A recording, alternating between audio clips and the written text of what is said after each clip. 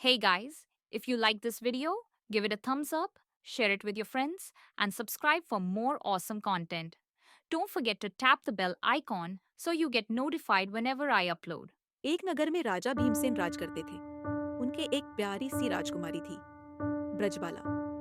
राजा अपनी बेटी से बहुत प्यार करते थे।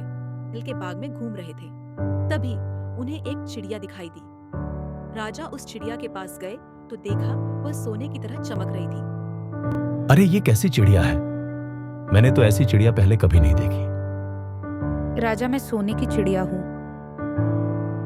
यह सुनकर राजा सोच में पड़ गए कि सोने की चिड़िया इंसानों की आवाज में बात कर रही है। अरे चिड़िया, तू इंसानों की आवाज में कैसे बात कर रही है?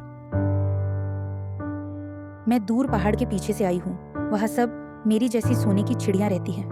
मैं उड़ते उड़ते यहाँ तक आ गई। अब मैं थक गई हूँ। कुछ देर आराम करके चली जाऊंगी। रुको चिड़िया, क्या तुम मेरे महल में रह सकती हो? मेरी बेटी तुम्हें देखकर बहुत खुश हो जाएगी। ठीक है, लेकिन मेरी एक शर्त है। जब तक मेरा मन करेगा मैं यहाँ रहूंगी। जब मैं जाना चाहूंगी मुझे जाने दोगे? राजा मान जाता है। वह अपनी उंगली पर बैठाकर उस सोने की चिड़िया को अपनी बेटी ब्रजबाला को देता है।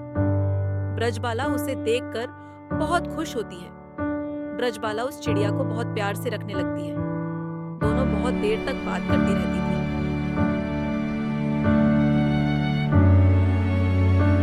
इसी तरह कुछ दिन बीत गए।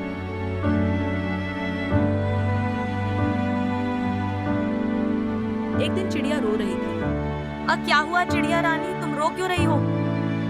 मुझे अपने घर वालों की याद आ रही है। अब मैं जाना चाहती हूँ।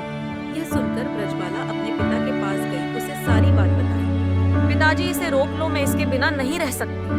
राजा अपनी बेटी की बातों में आ गया। उसने चिड़िया से रुकने के लिए कहा, लेकिन वह नहीं मानी। उसने राजा को उसका वचन याद दिलाया।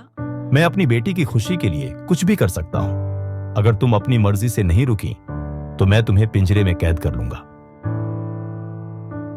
तुमने वचन दिया था, अब तुम अपने वचन से मुकर रहे हो। अब मैं यहाँ एक पल भी नहीं रुक सकती। चिड़िया उड़कर चली गई। राजा उसे पकड़ न सका।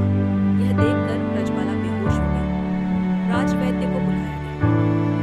बहुत मुश्किल से ब्रजबाला को होश आया, लेकिन वह न किसी से बात कर रही थी, न कुछ खा रही थी। यह देखकर राजा बहुत परेशान हो गया।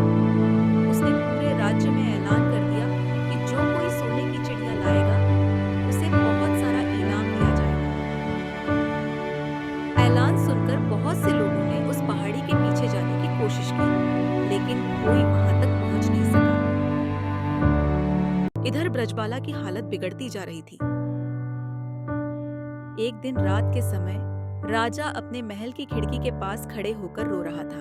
काश मैंने वह चिड़िया अपनी बेटी को न दी होती। काश मैंने उस चिड़िया को कैद करने की कोशिश न की होती तो वह रुक जाती।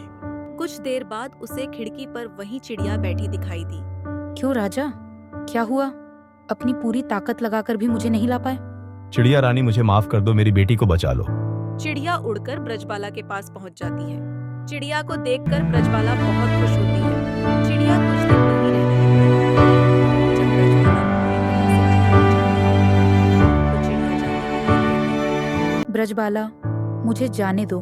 मेरा परिवार मेरा इंतजार कर रहा होगा। जब तुम मुझे याद करोगी मैं आ जाऊंगी। ब्रजबाला मान जाती है। एक बात याद रखना, कभी भी किसी को छोटा नहीं समझना। तुम्हारा उपकार मैं कभी नहीं भूल सकता। यह कहकर चिड़िया उड़ जाती है। इसके बाद जब भी ब्रजबाला उसे याद करती, वह आ जाती थी।